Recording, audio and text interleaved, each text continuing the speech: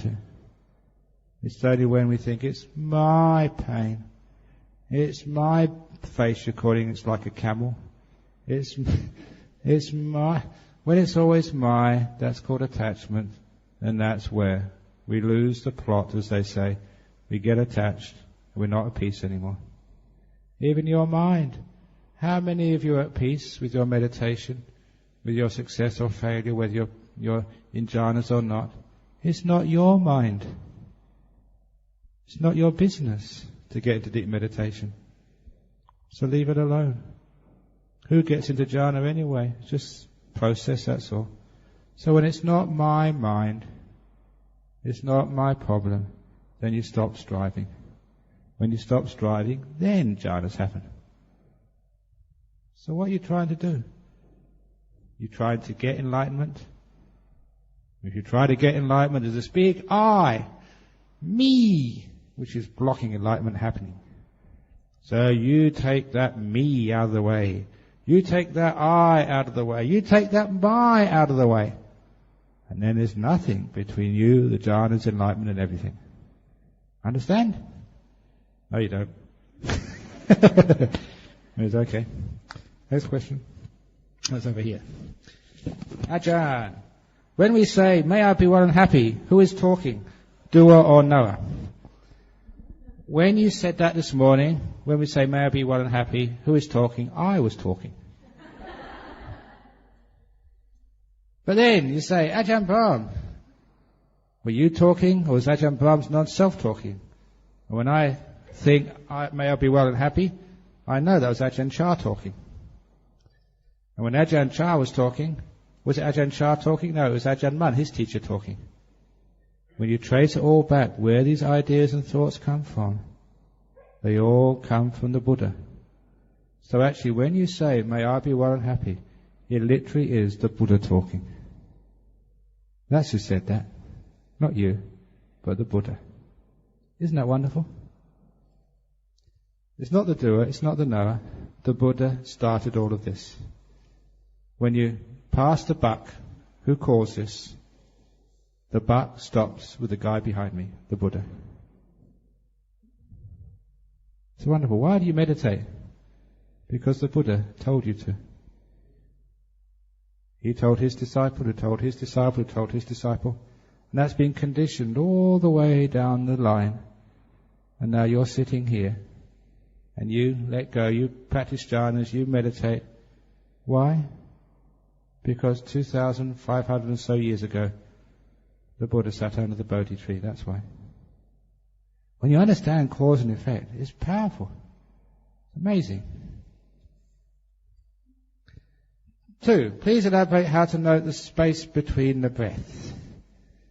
Okay, if you can't do this yet, you can say, take the 3 refuges inside.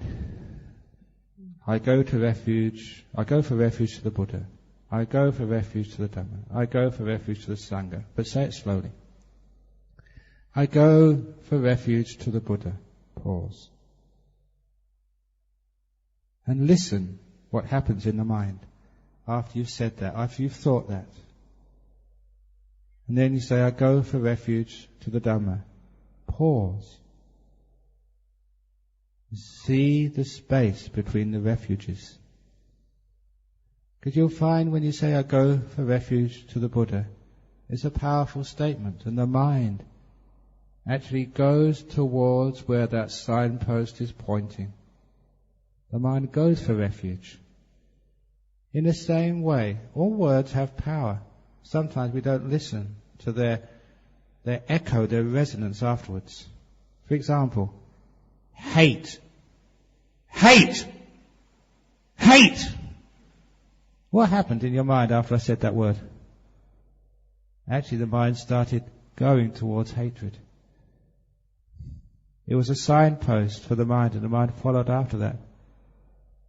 Love. Listen after I finish the word. Love. Love. Can you see your mind going in that direction? That's why words have power. Sometimes that we stop We don't stop, after the word. We go on to the next word, so we never see where the signpost is leading. So, I go for refuge to the Buddha. Pause.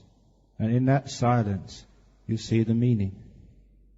The silent meaning. I go for refuge to the Dhamma. I go for refuge to the Sangha. That's what we mean by silence. It's a feeling, a thing of the mind, which has no words. Like the signpost points to the town. When we get to the town, we don't need a signpost anymore. The words have done their job. The thought has finished, because we've got to where the thought was pointing. So try that. If you haven't managed to get silence yet, recite the 3 refuges to yourself, but pause between each refuge and listen. Listen with everything you've got to the beautiful silence which reverberates after you've gone for each refuge. Okay, that makes sense? Okay, next question. Dear Ajahn, is mindfulness only present at present moments? Can it also exist in the past and future? Kindly explain in Samadhi how effort, mindfulness and concentration play their role in leading into deep concentration. Okay, really, if you are in the past, you're not really mindful of what's really happening now, are you? Sometimes people are like that. They're driving their car and they're thinking of the argument they just had with their wife and they go crash, bang, because they're not being mindful of the traffic.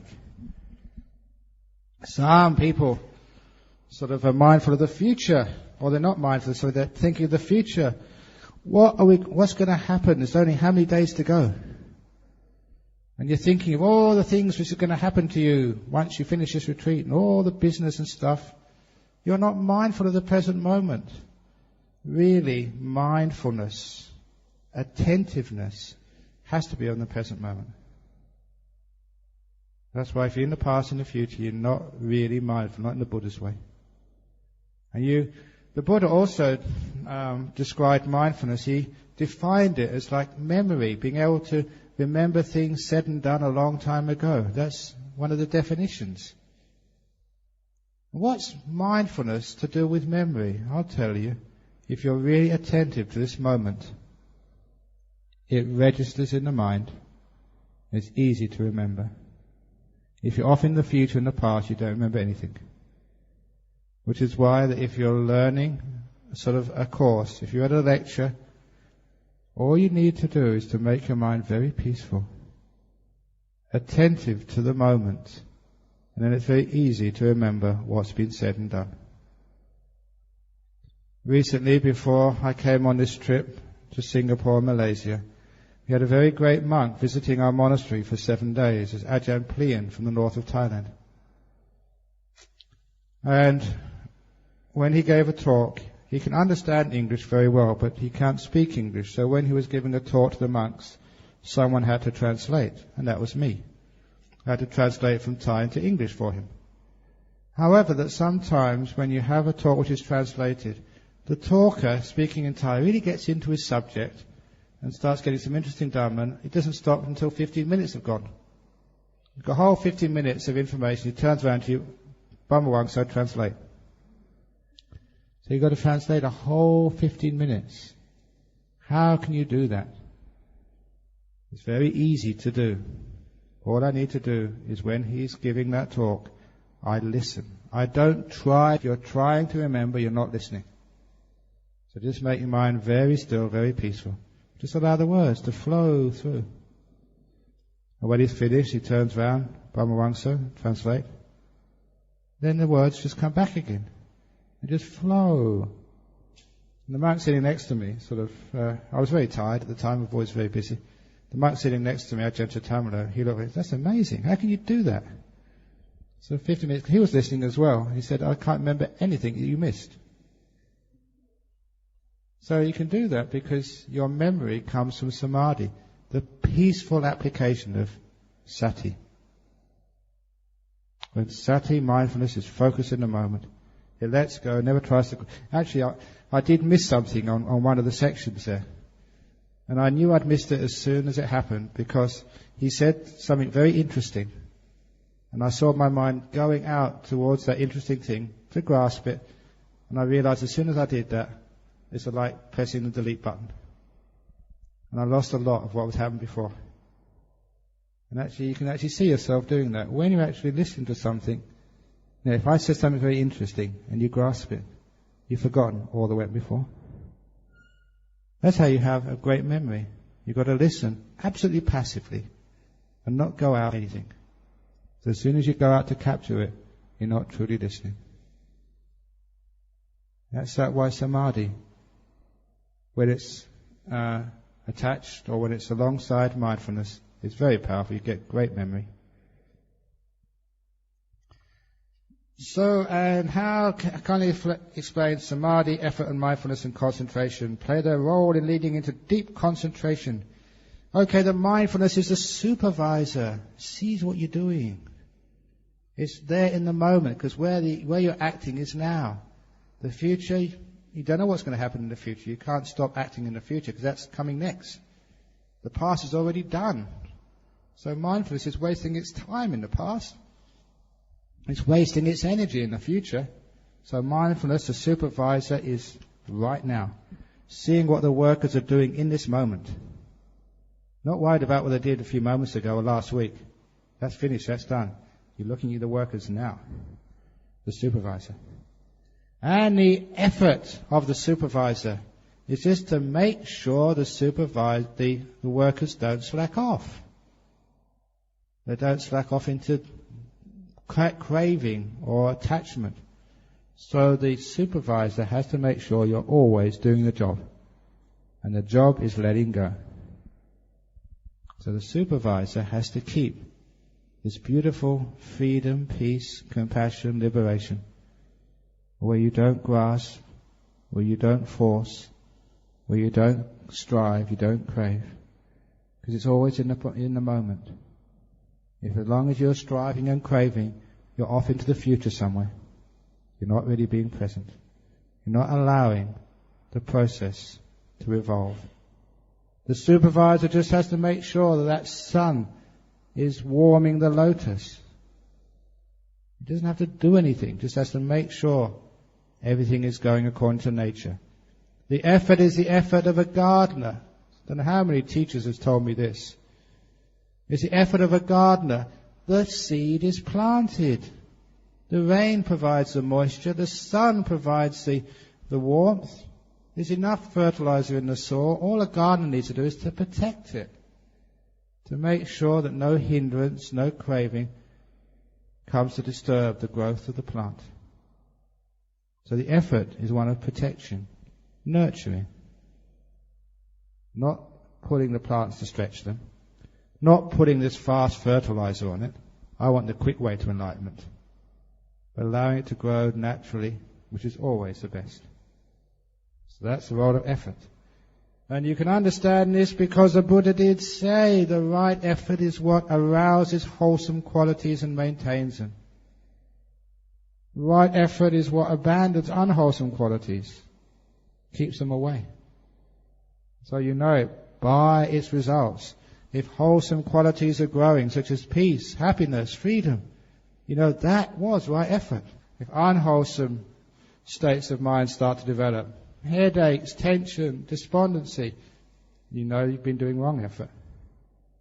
And many of you have discovered, like I discovered a long time ago, that when you let go, when you relax, when you do loving kindness, peace, that's when the wholesome qualities grow. You feel it, the peace, the energy, the increased mindfulness, the love, the compassion. But when I strive, I get tense, I get grumpy, I get angry. When they're striving, unwholesome qualities grow. You don't believe me? Strive. Try and get enlightened. Try to get nimittas. You find the more you try, the worse it gets. The more the unwholesome qualities. It's craving, attachment, grasping. But when you relax and let go, you find, as many of you have in this retreat, the wholesome qualities have been increasing. That's why when people actually complain, Ajahn Brahm, you should get people to be more strict. And I said, you try, have a strict retreat, you'll watch more unwholesome qualities grow. People become tense. They even get sick. But you try this way, and you find most of the meditators, those who follow the instructions and stop their striving, they get all these beautiful, wholesome qualities. At last, they feel peace. They feel no stress. They feel happiness. They feel joy. The meditation gets deeper. They are more mindful. They're closer to Nibbana. And you can feel that. So you actually know what right effort is and what wrong effort is on this retreat. Every time you strived, what happens? Every time you've really let go, what happens? Next question. Dear Van Ajahn, we aspire to attend the next Buddhist conference in Perth and also to stay at your monastery for a week or so. Can you please let us know the exact date? I think you know what I'm going to say about this, don't you? You might not live to that time. It's a long time in the future. It's something past tomorrow, and that's too far in the future for me. So the exact date, there is no exact date. It's just fantasies and dreams. That's what the future is. The only time you have is now. So forget about the conference. If your monastery is fully booked, can we bring sleeping bags and park ourselves along the corridors or in the garage? Thank you. Who knows what you can do? If you're very wise, and if you really follow the instructions on this retreat, your mind will be your monastery. The conference will come to you. You will always be in the global conference of peace and serenity. You'll be so enlightened, you won't need any conferences ever again. Wouldn't that be nice? The conferences are only for those people who don't know the Dhamma, who want some more inspiration. Look, as a teacher, I'm trying to get rid of disciples. I've already got too many. I want to get rid of you all. It is true. I'm trying to get rid of each one of you. Just like any teacher in a school tries to get rid of their students. The teacher's whole aspiration is for you to graduate and to leave school. My aspiration, my wish, is for each one of you to get so deep into meditation, so enlightened, you never need to come and listen to any talk of mine ever again. Or of any other monk or nun. I am trying my hardest to get rid of you. I must be a terrible teacher because more of you keep coming every day. But anyway, imagine if I was a school teacher. If I was a school teacher, people kept on repeating my class year in, year out, year in, year out. I would be considered a terrible teacher. Okay, point made. In walking meditation, which pace achieves better results? Snail's pace, easy pace, or fast pacing? Okay, just any old pace will do. So you have nature pace. So whatever happens, that you just allow it to flow. There are some times when you want to walk fast. Allow yourself to walk fast. Sometimes you want to walk so slowly. Allow yourself to walk slowly. Allow the feet to set the pace. And your mind just follows. The feet are the pacemakers. Your mind, it just follows on behind. Okay? So you don't set the pace. Let the feet set the pace. You just follow the feet. Is there any true stories where the previous life was ghost or animal, etc., other than human? Yeah, sometimes people have those experiences of being an animal before. Okay, I'll tell you this story. They're in one of the monasteries in Thailand, and one of the abbots of that monastery comes to visit us every now and again. Not Ajahn Plien, but another monk who visited, I think it was in October, just after the Kathina, early November, sorry.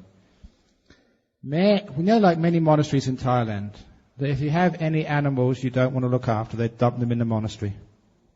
But in particular, that somebody found this poor monkey who had been kept